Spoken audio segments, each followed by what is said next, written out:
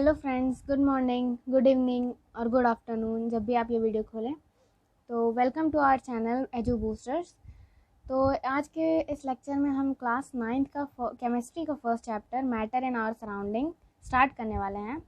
तो our surrounding यानी हमारी सराउंडिंग में मैटर क्या होती है, ये चीज़ हम लोग सबसे पहले जानेंगे। आप अपने आसपास कौन सी चीज़ें ऐसी देखते हैं जिसके बारे में आपको जानने की ज़रूरत है। तो हमारे आसपास जैसे हम अभी बैठे हैं तो हम क्या देख रहे हैं, हमारे आसपास टेबल है, चेयर है, बोर्ड है, पेन है, मार्कर है। तो इन्हीं सब चीज़ों के बारे में हम लोग जानना है। इन्हीं सब चीज़ों को हम मैटर कहते हैं। तो हमारे आसपास में जितनी सारी चीज़ें हैं उन सबको मैटर कहते हैं। तो मैटर का एक पर्टिकुलर डेफिनेशन क्या होता है। मैटर जैसे ये पेन ही है, मैटर वो सब्सटेंस होती है जिसमें हम दो चीज़ों को ऑब्जर्व करते हैं। पहला उसका मास यानी कि उसका भार, ठीक है, वो सब्सटेंस जिसमें मास या भार हो। और दूसरी चीज़ वो उसकी वॉल्यूम यानी कि उसका आयतन, ठीक है। यानी कि मैटर वो चीज़ होती है जिसमें जिसमें मास हो और जिसके पास वॉल्यूम हो। यानी कि इसकी डेफिनेशन आप लिख सकते हैं कि मैटर इज़ द मैटर। अब आप ध्यान दें कि ये जो डेफिनेशन मैं लिखवा रही हूँ, इस डेफिनेशन को आप अपने एग्ज़ाम में जब भी ये क्वेश्चन आए तो उसमें आप ज़रूर इसे मेंशन करिएगा, ठीक है। तो मैटर इज़ द सब्सटेंस, जो कि मैं इसे इरेज कर लेती हूँ। सो मैटर की डेफिनेशन हो जाएगी यहाँ पे कि matter is the substance which have मास, यानी इसके पास भार होता है, एंड इट ऑक्यूपाई स्पेस, यानी कि वो स्पेस घेरता है, मतलब जगह घेरता है, ठीक है। जगह घेरता है यानी कि सिंपल सी बात है कि उसके में आयतन होगा, वॉल्यूम होगी, तभी वो जगह घेर रहा है।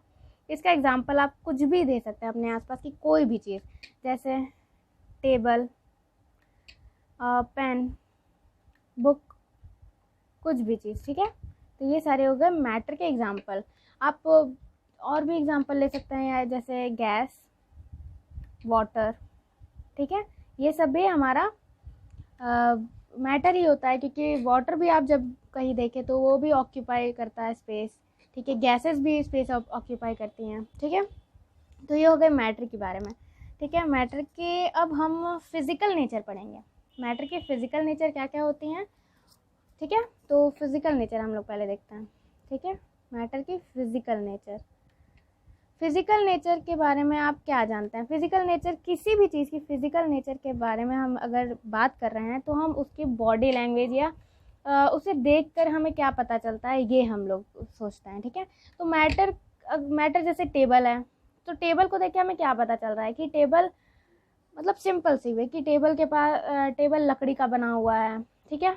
और लकड़ी कहाँ से आता है, पेड़ से आता है। तो ये सब चीज़ें, तो मैटर की भी फिज़िकल नेचर इसी तरह की होंगी कि मैटर किस चीज़ से बनी हुई है। तो फर्स्ट, मैटर बनी हुई है मॉलिक्यूल से, ठीक है। किस चीज़ से बनी हुई है, मॉलिक्यूल से। मॉलिक्यूल्स बहुत छोटी चीज़ें होती हैं, ठीक है। मॉलिक्यूल्स बहुत छोटी चीज़ होती है, ठीक है। और मैटर बहुत सारी मॉलिक्यूल से बनी होती हैं, एक दो मॉलिक्यूल से नहीं, बहुत सारी मॉलिक्यूल्स। और ये इतनी छोटी होती हैं, दे आर वेरी टाइनी, मतलब मॉलिक्यूल्स बहुत छोटी होती हैं, ठीक है। मॉलिक्यूल्स बहुत छोटी होती हैं, मैटर नहीं। मैटर तो हम लोग देखते हैं, ठीक है। तो they are very tiny molecules, ठीक है। ये बहुत छोटे मॉलिक्यूल से मिलकर बनी होती है, जिन्हें हम आँखों से नहीं देख सकते, ठीक है। इन्हें हम आँखों से नहीं देख सकते हैं, इसे हम माइक्रोस्कोप के मदद से देख सकते हैं, ठीक है। तो फिज़िकल नेचर के बारे में आप बस इतना ही लिखेंगे कि ये मॉलिक्यूल से बनी हुई होती है और ये मॉलिक्यूल्स बहुत छोटी होती हैं, ठीक है। अब मॉलिक्यूल्स और इनके छोटेपन को मतलब बहुत अच्छे से डिस्क्राइब किया हुआ है एनसीईआरटी बुक में, एक्टिविटी के थ्रू भी डिस्क्राइब किया हुआ है। तो आप एनसीईआरटी बुक को ज़रूर रीडिंग करें, ठीक है। और इस वीडियो को देखने के बाद एनसीईआरटी बुक को रीडिंग करें, उससे आपको और बहुत अच्छा बेनिफिट मिलेगा, ठीक है। और एग्ज़ाम में आपको लिखने में बहुत आसानी होगा, आप खुद से भी बहुत अच्छी चीज़ें लिख सकते हैं इससे, ठीक है। तो अगला टॉपिक है हमारा characteristics of particle of matter. Matter हम लोगों ने पढ़ा, मैटर के पार्टिकल्स के बारे में पढ़ा। अब मैटर के पार्टिकल की भी कैरेक्टरिस्टिक्स होती हैं, ठीक है। तो जो मैटर जिस पार्टिकल से मिलकर बना होता है दैट इज़ मॉलिक्यूल, ठीक है, मॉलिक्यूल। तो मॉलिक्यूल के बारे में हम लोग को क्या क्या पढ़ना है ये देखना है कि जो पार्टिकल ऑफ मैटर है यानी मॉलिक्यूल्स, पहला तो ये कि उनके बीच में स्पेस होता है। क्या होता है? Space between them. मतलब कि जैसे सपोज करिए कि ये कोई मैटर का पार्टिकल है, ठीक है। तो दो पार्टिकल्स हैं और दो मॉलिक्यूल्स हैं, तो इन मॉलिक्यूल्स के बीच में स्पेस होता है, ठीक है। क्या होता है? स्पेस होता है। अब हालांकि ये मॉलिक्यूल्स हैं तो इस स्पेस का एक नाम होता है, उस स्पेस को हम लोग कहते हैं इंटर मॉलिक्यूलर स्पेस, ठीक है। क्या होता है? इंटरमॉलिक्यूलर स्पेस होता है, ठीक है। इसे हम इंटरमॉलिक्यूलर स्पेस बोलते हैं। तो मैटर का मॉलिक्यूल्स के बीच में इंटरमॉलिक्यूलर स्पेस होता है। अब इन इंटरमॉलिक्यूलर स्पेस के ज़रिए हम लोग आगे मैटर के टाइप्स भी डिस्कस करेंगे, तो उसमें भी इंटरमॉलिक्यूलर स्पेस का बहुत ज़्यादा ही बात होगा वहाँ पे, ठीक है। तो आपको समझना ज़रूरी है कि इंटरमॉलिक्यूलर स्पेस क्या होता है। दो मॉलिक्यूल्स के बीच में जो स्पेस होती है उसी को हम इंटरमॉलिक्यूलर स्पेस कहते हैं। तो मॉलिक्यूल्स की पहली जो हमारा कैरेक्टर है वो है कि इनके बीच में स्पेस होता है, ठीक है। दूसरा है कि ये कंटिन्यूअसली मूव करते रहते हैं, ठीक है, कंटिन्यूअसली मूविंग, ठीक है। ये हमेशा मूव करते रहते हैं, मतलब कंटिन्यूअसली मूविंग। ये मॉलिक्यूल जो होते हैं ना हमेशा मूव करते रहते हैं।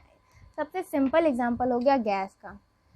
गैस, जैसे आप कोई परफ्यूम लीजिए, ठीक है, परफ्यूम लीजिए, आप उससे अपने किसी भी रूम के एक कोने पे मतलब परफ्यूम स्प्रे कीजिए और देखिए कुछ ही सेकंड्स में वो पूरे रूम में फैल जाएगी। इसका मतलब क्या है? उसके जो मॉलिक्यूल्स हैं गैस, मतलब उसमें भी गैस है, तो गैस के जो मॉलिक्यूल्स हैं वो फैलते हैं, ठीक है, फैले और वो मूव करके आगे बढ़े, जिसके कारण वो सारा फ्रेगरेंस जो है वो पूरे रूम में फैल गया, ठीक है। इसका मतलब कि मॉलिक्यूल जो होते हैं वो कंटिन्यूअसली मूव करते रहते हैं, ठीक है। इसका भी एनसीईआरटी में एक्टिविटी दिया है, आप उसे भी ज़रूर पढ़ लीजिएगा, ठीक है। थर्ड हम देखते हैं कि अट्रैक्ट ईच अदर, ठीक है। अब अट्रैक्ट ईच अदर मतलब कि ये जो मॉलिक्यूल्स हैं ये मूव भी करते हैं, बहुत दूर दूर भी जाते हैं एक दूसरे के, इसमें स्पेस भी है, लेकिन ये एक दूसरे को अट्रैक्ट भी करते हैं, तभी एक दूसरे के साथ जुड़े रहते हैं। मतलब जैसे हमारा ये बोर्ड है, ठीक है, तो ये जो बोर्ड है इसके भी मॉलिक्यूल्स एक दूसरे को अट्रैक्ट कर रहे हैं, एक दूसरे को अट्रैक्ट करें तभी ये बोर्ड अभी स्टेबल है, ठीक है।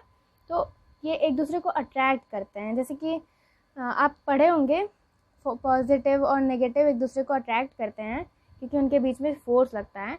तो ये भी एक दूसरे को मॉलिक्यूल्स भी अट्रैक्ट करते हैं, ठीक है, और इनके बीच में एक फोर्स भी लगता है। अट्रैक्ट जब भी कोई मॉलिक्यूल एक दूसरे मॉलिक्यूल को अट्रैक्ट करेगा तो उनके बीच में फोर्स लगेगा। जैसे आप ही अगर किसी रस्सी को पकड़ के खींचेंगे तो वो खींचने पे उस पर फोर्स लगेगा, तभी वो दूसरी चीज़ जो है जिसे आप खींच रहे हैं वो आपके पास आएगी, ठीक है, उसे अट्रैक्ट करेंगे। तो ये फोर्स जो होता है इसके बीच में, ये जो फोर्स होता है इसे भी हम एक नाम से पुकारते हैं, इन्हें कहते हैं इंटर मॉलिक्यूलर फोर्स, ठीक है, इसे हम इंटर मॉलिक्यूलर फोर्स कहते हैं। और ये भी आगे हमारा बहुत ज़्यादा इस पर बात होने वाला है, इसलिए ध्यान रखिए कि ये क्या है, इंटर मॉलिक्यूलर फोर्स। यहाँ आपको दिखाई नहीं दे रहा होगा तो यहाँ लिख देती हूँ मैं, ठीक है, इंटर मॉलिक्यूलर फोर्स, ठीक है, ठीक है। तो हम लोगों ने ये पढ़ा। अब कंटिन्यूअसली मूविंग, देखिए कंटिन्यूअसली मूविंग में एक और चीज़ बताने की बहुत ज़रूरी चीज़ है, क्या है कि जब भी कोई पार्टिकल मूव करता है या हम लोग भी मूव करते हैं तो उसके अंदर एक एनर्जी होती है, ठीक है, जिसके कारण वो मूव करती है। तो इस एनर्जी को, ठीक है, यहाँ देखिए इस एनर्जी को हम कहते हैं काइनेटिक एनर्जी, ठीक है, क्या कहते हैं, काइनेटिक एनर्जी, यानी कि गतिज ऊर्जा, हिंदी में इसे कहते हैं गतिज ऊर्जा। तो काइनेटिक एनर्जी होती है किसी भी पार्टिकल जो भी मूव कर रहा है अगर, वो उसमें काइनेटिक एनर्जी होती है। अब काइनेटिक एनर्जी, ध्यान दीजिए, काइनेटिक एनर्जी टेम्परेचर के बढ़ने के साथ बढ़ती है और टेम्परेचर के घटने के साथ घटती है। यानी कि टेम्परेचर अगर हम बढ़ाएंगे तो काइनेटिक एनर्जी जो है वो भी बढ़ेगी, और टेम्परेचर डिक्रीज़ करेंगे तो काइनेटिक एनर्जी भी डिक्रीज़ होगी। कैसे? एक एग्जांपल के थ्रू समझिए कि आप एक पानी लीजिए, ठीक है, एक किसी भी बर्तन में आप वाटर लीजिए, ठीक है, और वाटर को आप गैस पर रख करके उसे गर्म करिए, ठीक है। तो गर्म करने के बाद आप क्या देखेंगे, कुछ देर बाद उसमें कुछ बुलबुले ऐसे दिखेंगे आपको पानी के अंदर, और वो क्या होंगे, एक के बाद एक ऊपर चले जाएंगे, ठीक है, मतलब ऊपर जाते रहेंगे और उसकी जगह कोई नया मॉलिक्यूल आ जाएगा। तो ये होता है सच में कि मॉलिक्यूल्स एक्चुअली वहाँ पे जो नीचे के मॉलिक्यूल्स होते हैं वो गर्म हो जाके होकर, मतलब एनर्जी लेकर, ठीक है, बहुत सारी एनर्जी, हीट एनर्जी, यानी टेम्परेचर से बहुत सारी हीट एनर्जी लेकर के ऊपर चले जाते हैं काइनेटिक एनर्जी के द्वारा। मतलब हीट एनर्जी को काइनेटिक एनर्जी में चेंज किए वो लोग, तभी ना वो दौड़ करके ऊपर चले गए और उसकी जगह दूसरा मॉलिक्यूल आया और वो फिर एनर्जी लेने लगा। तो इस तरह से पानी गर्म होता है, फिर धीरे धीरे पानी गर्म होती जाएगी और धीरे धीरे देखिए, आप पानी को बिल्कुल हिलाएंगे नहीं आप, लेकिन देखिए जब वो उबलना स्टार्ट हो जाएगी तो कितना तेज़ी से वो खुद ही उबलने लगता है और खुद ही मूव करने लगता है। ऐसा इसलिए होता है क्योंकि उसके अंदर बहुत ज़्यादा काइनेटिक एनर्जी आ जाती है, ठीक है। तो ये बहुत सिंपल सा आपका एग्जांपल है काइनेटिक एनर्जी को समझने के लिए, ठीक है। तो काइनेटिक एनर्जी ये होती है, इसी के कारण हमारा जो पार्टिकल है मैटर का वो मूव करता रहता है। ये तो हो गई पानी की बात कि पानी में काइनेटिक एनर्जी हम लोग समझ गए।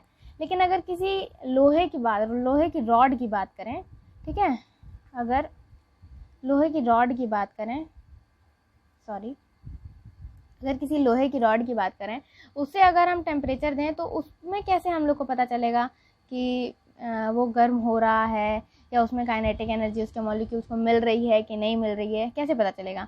देखिए यहाँ पे इसमें बहुत सारे मॉलिक्यूल्स होते हैं, ठीक है, हम ठीक बता रहे हैं, ठीक है। कि क्या होती है ना कि सॉलिड की जो मॉलिक्यूल्स होती हैं, यानी कि इस लोहे के रॉड की जो मॉलिक्यूल होती है वो मूव तो नहीं करती, बट क्योंकि उसके अंदर इतना ज़्यादा स्पेस होता है ना कि वो फोर्स होता है, कि वो मूव नहीं करती हैं, वो अपने ही जगह पे वाइब्रेट करती रहती हैं। क्या करती हैं? वाइब्रेट करती हैं, ठीक है, वाइब्रेट करती रहती हैं। तो इसी वाइब्रेशन के थ्रू, जैसे ये वाला मान लीजिए, ऑब्जर्व कीजिए कि ये वाला मॉलिक्यूल पहला वाला गर्म हो गया है बहुत ज़्यादा, ठीक है, ये मॉलिक्यूल बहुत ज़्यादा गर्म हो गया है, ये वाला, ठीक है।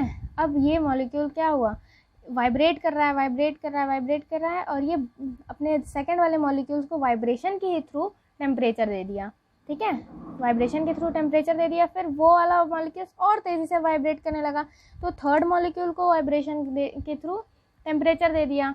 तो इसी तरह आगे बढ़ते बढ़ते ये लास्ट वाला मॉलिक्यूल भी गर्म हो जाता है। इस तरह से सारे मॉलिक्यूल्स गर्म हो जाते हैं और लोहे की रॉड पूरी गर्म हो जाती है, ठीक है। तो ये वाइब्रेशन के थ्रू होता है सॉलिड में, ठीक है, सॉलिड में वाइब्रेशन के थ्रू काइनेटिक एनर्जी बढ़ती है और टेम्परेचर के बढ़ने के साथ बढ़ती है।